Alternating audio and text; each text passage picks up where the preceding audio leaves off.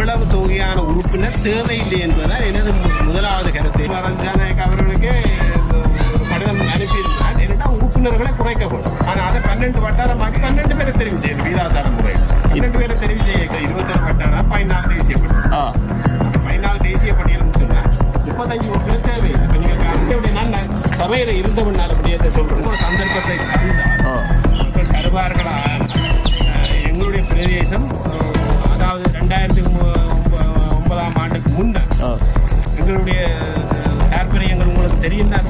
தமிழ்நாடுறால ஒரு குளம் ஒன்று வெட்டி மண் கொள்ளையிடப்பட்ட விடயம் ஜனாதிபதி விசாரணை நடைபெற்று ஆளுநர் அந்த விடயத்தை நீதிமன்றத்தை கொண்டு செல்ல வேண்டும். ஆனால் அமைச்சர் சந்திரசேகரன் அவர் நானும் ஊடகங்களுக்கு போய் நீண்ட கால நண்பர்கள் அவரிடம் இந்த ஊழல் பற்றி கேட்க சொன்னார், எங்க ஊழல் நடக்கிறது, அப்ப நீங்கள் என்ன சமத்து வாங்கிங்க ஒரு விடயத்தை மக்கள் விளங்கிக் கொள்ள வேண்டும் என்று கேட்டார். அந்த ஆட்சியாளர்கள் மட்டும்தான் தமிழருக்கு எதிராக போராட்டத்தில். ஆனால் ஜேவிபியை பொறுத்தவரையில் அவர்கள் இலங்கை இந்திய ஒப்பந்தத்தில் இருந்து வடகிழக்கு பிரிக்கிறது, 2009ஆம் ஆண்டு பால்தோறு, அதாவது யுத்த வெற்றியை பால்தோறு கொடுத்தது 13 தமிழருக்கான தீர்வு இல்லை. அப்ப 14 விதமான கதையும் சொன்னேன்.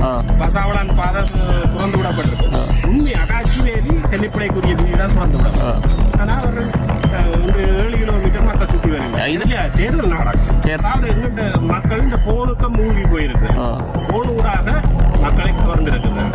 இவரால சொல்றபடியா 540 ஃபைல்ல ஏதாவது ஒரு ஃபைல்ல உள்ள ஒரு விடயம் செய்திருக்கிறாரா? அதை விட பிள்ளையார பிடிச்சி வச்சிருக்காரு.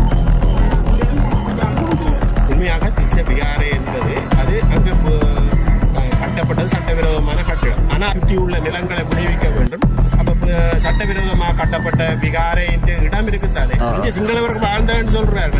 இப்ப சும்மா அதுல அந்த கொட்டல் இருக்கு, முஸ்லீம் ஆக்கள் இருக்காரு, முஸ்லீம் வாழ்ந்ததுன்னு சொல்றாரு. பக்கத்துல வந்திருக்காரு. அப்படி வாடகைக்கு இருந்தவர்கள்லாம் சிங்களவர்களுக்கு எந்த வாழை இல்லை. அதில் எங்களுக்கு படம் போடக்கூடாது, இங்கே சிங்களவர் சரி சரி படம் போடக்கூடாது. நாங்கள் மூவினவும் ஒற்றுமையாக வாழ வேண்டும். ஆனால் எங்கள் மீது கை வச்சா ஏற்கனவே பறக்க அடிச்சது.